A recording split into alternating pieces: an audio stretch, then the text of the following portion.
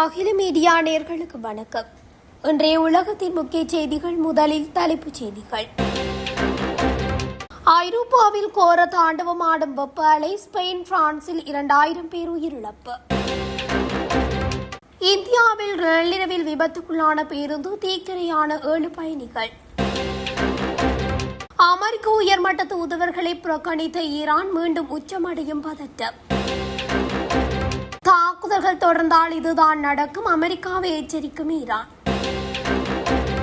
பாரசீக வளைகுடாவில் நடக்கும் சம்பவங்களுக்கு நாங்கள் நிச்சயமாக பதிலடி தருவோம். ஈரான் நாடாளுமன்ற சபாநாயகர் எச்சரிக்கை. பிலிப்பைன்ஸில் வடித்து சிதறிய எரிமலை. 1200 மீட்டர் உயரத்துக்கு பரவிய சாம்பல் புகைகள். மொனாக்கோவில் வெடிகுண்டு தாக்குதல். மெல்ல மெல்ல இயல்பு நிலைக்கு திரும்பும் ஹார்முஸ் நீரிணை போக்குவரத்து. உக்ரைனின் மைய பகுதிக்குள் பாயும் புடினின் அசுரப்படை. 24 மணி நேரத்தில் 1550 உக்ரைன் வீரர்கள் உயிரிழப்பு. மாஸ்கோ பகீர் அறிவிப்பு. களமிறங்குவோம். இஸ்ரேலுக்கு எதிராக பாய்ந்த துருக்கி. தொடர்வன விரிவான செய்திகள். ஐரோப்பாவில் நிலவி வரும் கடுமையான வெப்ப அலை காரணமாக ஸ்பெயின் மற்றும் பிரான்ஸ் ஆகிய நாடுகளில் உயிரிழந்தோரின் எண்ணிக்கை 2000 கடந்துள்ளதாக அதிகாரப்பூர்வ தகவல்கள் தெரிவிக்கின்றன. சீதோஷ்ண நிலையில் ஏற்பட்டுள்ள கடுமையான மாற்றங்களால் இத்தாலி, ஸ்பெயின் மற்றும் பிரான்ஸ் உள்ளிட்ட நாடுகள் மோசமாக பாதிக்கப்பட்டுள்ளன. பல பகுதிகளில் வெப்பநிலை 104 டிகிரி ஃபாரன்ஹீட்டை தாண்டியுள்ளதுடன் இரவு நேரங்களிலும் வெப்பத்தின் தாக்கம் குறையாத நிலை காணப்படுகிறது. கடுமையான வெப்பத்தில் இருந்து தப்பிக்க மக்கள் ஆறுகள், குளங்கள் மற்றும் ஏனைய நீர்நிலைகளை நாடி வருகின்றனர். அதேவேளை வெப்ப அலையால் உயிரிழப்புகள் அதிகரித்துள்ளதுடன் மின்சார துண்டிப்பு, குடிநீர் பற்றாக்குறை உள்ளிட்ட பல்வேறு பாதிப்புகளும் பதிவாகியுள்ளன. முன்னெச்சரிக்கை நடவடிக்கையாக பாடசாலைகள் சில பகுதிகளில் மூடப்பட்டுள்ளன. உலக சுகாதார அமைப்பின் தலைவர் டெட்ரோஸ் அதானோம் கெப்ரேயஸ் உலக சராசரியுடன் ஒப்பிடுகையில் ஐரோப்பா 2 மடங்கு வேகத்தில் வெப்பமடைந்து வருவதாக எச்சரித்துள்ளார். மேலும் கடந்த ஜூன் 21ஆம் தேதி முதல் ஐரோப்பா முழுவதும் 1300க்கும் மேற்பட்ட உயிரிழப்புகள் பதிவாகியுள்ளதாகவும் பல எண்ணிக்கை மேலும் அதிகரிக்கலாம் என்றும் உலக சுகாதார அமைப்பு தெரிவித்துள்ளது. இதற்கிடையில் ஜூன் மாதத்தில் மட்டும் ஸ்பெயினில் 1000க்கும் அதிகமானோர் வெப்ப அலையின் தாக்கத்தால் உயிரிழந்துள்ளதாக தெரிவிக்கப்படுகிறது. இந்தியாவின் டெல்லி மும்பை விரைவுச்சாலையில் இடம்பெற்ற பேருந்து விபத்தில் 7 பேர் உயிரிழந்துள்ளதாக இந்திய ஊடகங்கள் செய்தி வெளியிட்டுள்ளன. குறித்த பேருந்தானது ட்ரெய்லர் வாகனம் ஒன்றுடன் மோதி தீப்பிடித்த நிலையில் விபத்து சம்பவித்துள்ளது. குறித்த பேருந்தானது நேற்றிரவு சுமார் 2:30 மணியளவில் ரிஷிகேஷிலிருந்து மத்திய பிரதேசத்தின் இந்தூருக்கு அதிவேகமாக சென்று கொண்டிருந்த நிலையில் ஏற்பட்ட குறித்த விபத்தில் மேலும் 22 பேர் காயமடைந்துள்ளனர். இதன்போது பயணிகள் உதவிக்காக அலறிய போது வாகனங்கள் பெரும் தீப்பிழம்புகளுடன் எரிந்ததாக இந்த ஊடகங்கள் விவரித்துள்ளன. உயிரிழந்த பெரும்பாலான பயணிகள் சம்பவம் நடந்த நேரத்தில் உறங்கிக் கொண்டிருந்ததாக கூறப்படுகிறது. தீயணைப்பு அதிகாரிகள் தீயை அணைக்கும் பணியிலும் மக்களை மீட்கும் பணியிலும் ஈடுபட்டுள்ளனர். பெரும்பாலும் பெண்கள் மற்றும் குழந்தைகளை உள்ளடக்கிய காயமடைந்த அனைவரும் சிகிச்சைக்காக தௌசா மாவட்ட மருத்துவமனையில் அனுமதிக்கப்பட்டுள்ளனர். அமெரிக்காவின் உயர்மட்ட தூதுவர்களை சந்திக்கப் போவதில்லை என்று ஈரான் தெரிவித்துள்ளதாக சர்வதேச ஊடகங்கள் தெரிவிக்கின்றன. ஈரானின் அணுசக்தி திட்டத்துக்கான சாத்தியமான கட்டுப்பாடுகள் போன்ற மிகவும் கடினமான தலைப்புகளை கையாள்வதற்கு முன்பு கையெழுத்திட்ட போர் நிறுத்தத்தின் விதிமுறைகளை இருதரப்பும் இன்னும் சரி செய்ய வேண்டும் என்று ஈரானிய அதிகாரிகள் கூறியுள்ளனர். அமெரிக்க ஜனாதிபதி டொனால்ட் டிரம்பின் மருமகன் ஜாரெட் குஷ்னர் மற்றும் தூதுவர் ஸ்டீவ் விட்காவ் ஆகியோர் உயர்மட்ட பேச்சுவார்த்தைக்காக தோஹாவுக்கு வந்து சேர்ந்துள்ளனர். எனினும் அவர்கள் ஈரானியர்களை நேரடியாக சந்திப்பதற்கு பதிலாக மத்தியஸ்தர்களையே சந்திப்பார்கள் என்றும் ஈரானும் அதனை நடத்தும் கத்தாரும் முன்னதாக தெரிவித்திருந்தன. இதேவேளை வரவிருக்கும் நாட்களில் அமெரிக்க தரப்புடன் எந்தவொரு மட்டத்திலும் சந்திப்புகள் எதுவும் திட்டமிடப்படவில்லை என்று ஈரானிய வெளியுறவு அமைச்சகத்தின் செய்தி தொடர்பாளர் இஸ்மாயில் பகாயி தெரிவித்துள்ளார். எனினும் இரு நாடுகளும் குறைந்த அளவிலான தொழில்நுட்ப பேச்சுவார்த்தைகளை தொடங்க உள்ளதாக கூறப்படுகிறது. ஈரானின் இலக்குகளை குறிவைத்து அமெரிக்கா நடத்திய அண்மைய தாக்குதல்கள் புரிந்துணர்வு ஒப்பந்தத்தின் முதல் பிரிவை மீறுவதாக குற்றம் சுமத்தப்பட்டுள்ளது. இந்த தாக்குதல்கள் தொடர்ந்தால் பேச்சுவார்த்தை செயல்முறைக்கு பாதிப்பு ஏற்படும் என்றும் ஈரான் அமெரிக்காவை எச்சரித்துள்ளது. ஈரானின் வெளிவிவகார அமைச்சின் பேச்சாளர் இஸ்மாயில் பகாய் இதனை தெரிவித்துள்ளார். ஈரானின் அரசின் அனைத்து முக்கிய அதிகார மையங்களும் போர் அமைதி மற்றும் பேச்சுவார்த்தை தொடர்பான முடிவுகளில் இணைந்து செயல்படுவதாகவும் அவர் குறிப்பிட்டுள்ளார். அதே நேரம் 2026 உலகக்கிண்ண கால்பந்து தொடர்பில் அமெரிக்கா ஈரானை நடத்திய விதம் விளையாட்டு நியமங்களுக்கு எதிராக இருந்ததாகவும் அவர் குறிப்பிட்டுள்ளார். அமெரிக்கா ஈரான் போர் நிறுத்த பேச்சுவார்த்தை நடந்து முடிந்து இரு நாட்டுக்கும் இடையான புரிந்துணர்வு ஒப்பந்தம் சமீபத்தில் கையெழுத்தானது. இந்நிலையில் புரிந்துணர்வு ஒப்பந்தம் மீண்டும் தொடர்ந்து மீறப்படுவதாக ஈரான் நாடாளுமன்ற சபாநாயகர் முகமது பாகர் காலிபாப் தெரிவித்துள்ளார். பாரசீக வளைகுடாவில் நடக்கும் சம்பவங்கள் போர் நிறுத்த ஒப்பந்தத்தை மீறி வருவதாகவும் அத்துமீறிய தாக்குதல் தொடர்ந்து நடைபெற்று வருவதாகவும் அவர் குற்றம் சாட்டினார். இதுகுறித்து தொலைக்காட்சி ஒன்றுக்கு பேட்டியளித்த அவர், இந்த இரவுகளில் பாரசீக வளைகுடாவில் நடக்கும் நிகழ்வுகளை போரை முடிவு கொண்டு வருவதற்கான புரிந்துணர்வின் மீறலாகவே நாங்கள் பார்க்கின்றோம். தற்போதைய பேச்சுவார்த்தைகள் மூலம் தாக்குதலை பற்றி விவாதிப்பதை விட போரை உடனடியாக முடிவு கொண்டு வரும் கண்ணோட்டத்தில் பார்க்க வேண்டும். இருந்த போதிலும் நாங்கள் நிச்சயமாக இதற்கு பதிலடி கொடுப்போம். இந்த வகையான மனித குலத்திற்கு எதிரான தாக்குதல்களுக்கு ஈரான் நிச்சயமாக பதிலடி தரும்.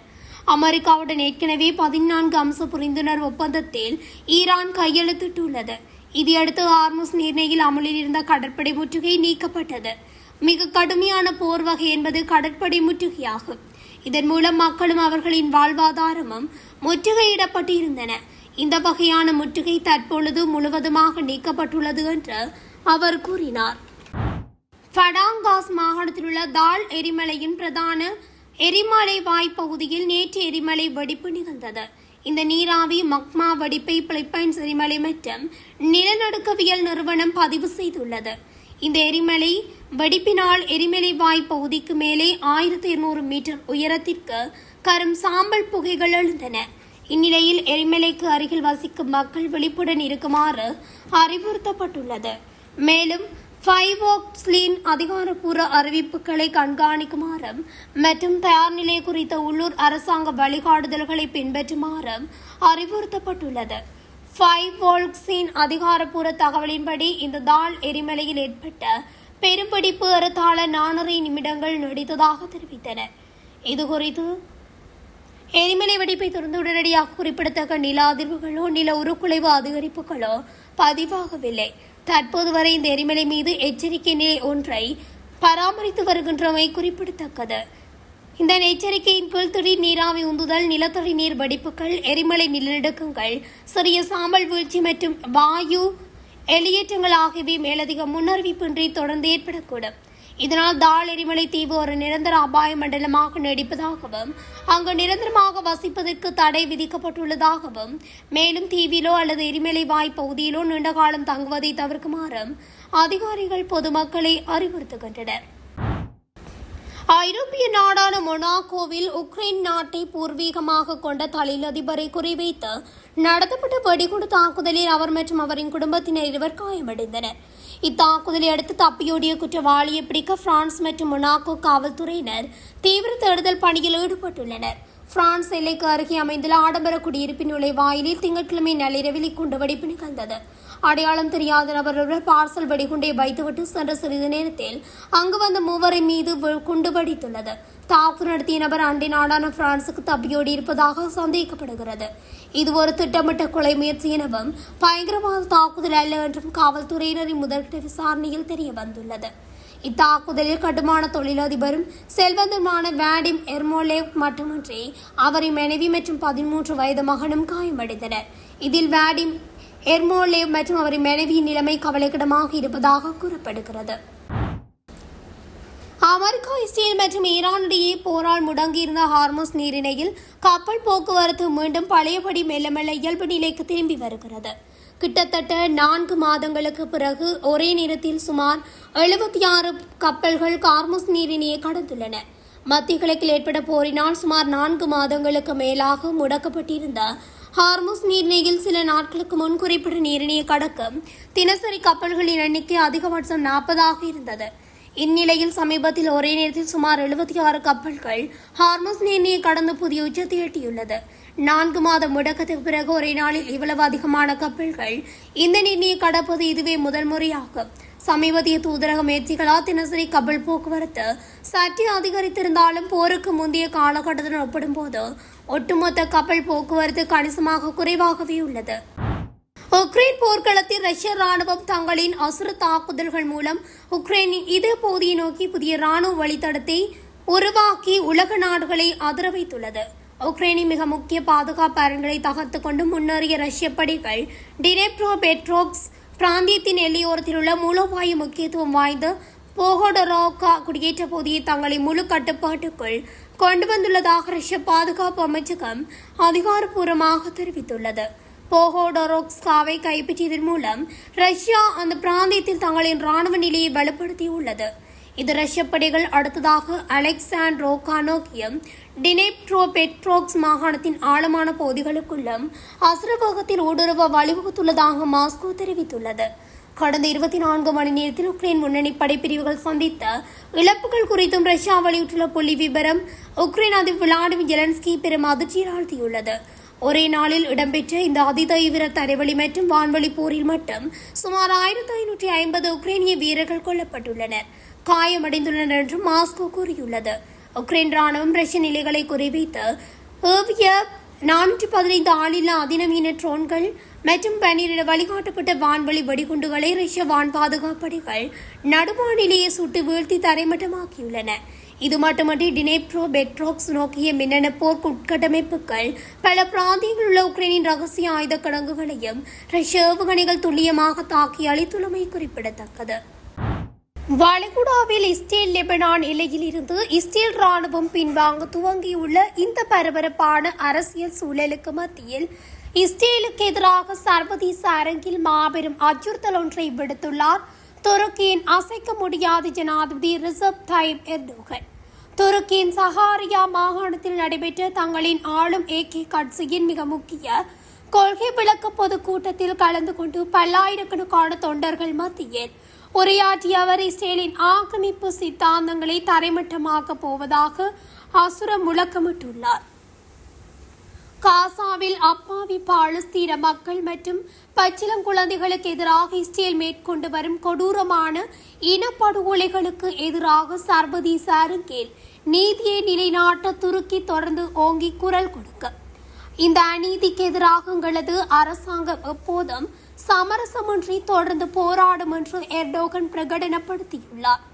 பாலஸ்தீன மண்ணில் நிகழ்த்தப்படும் இந்த ஆக்கிரமிப்பு சித்தாந்தங்களுக்கு காரணமானவர்கள் மற்றும் இந்த கொடூர இனப்படுகொலையை முன்னின்று நடத்தும் இஸ்ரேலிய ஆட்சியாளர்கள் சர்வதேச நீதிமன்றத்தின் மூலம் நிச்சயம் மிக கடுமையான முறையில் தண்டிக்கப்படுவார்கள் என்றும் அவர் மிக தீவிரமாக எச்சரித்துள்ளார்.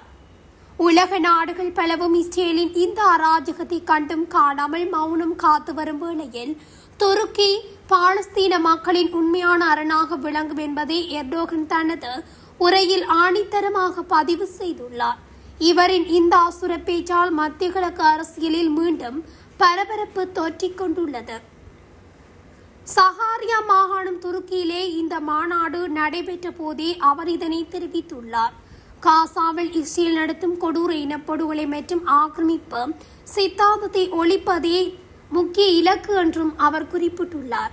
காசா மக்களின் ஒரே நம்பிக்கையாக துருக்கி விளங்கும் என்றும் காரணமானவர்களுக்கு சர்வதேச அளவில் நிச்சயம் தண்டனை பெற்று தரப்படும் என்றும் துருக்கியின் இறுதி முடிவாக அறிவிக்கப்பட்டுள்ளது.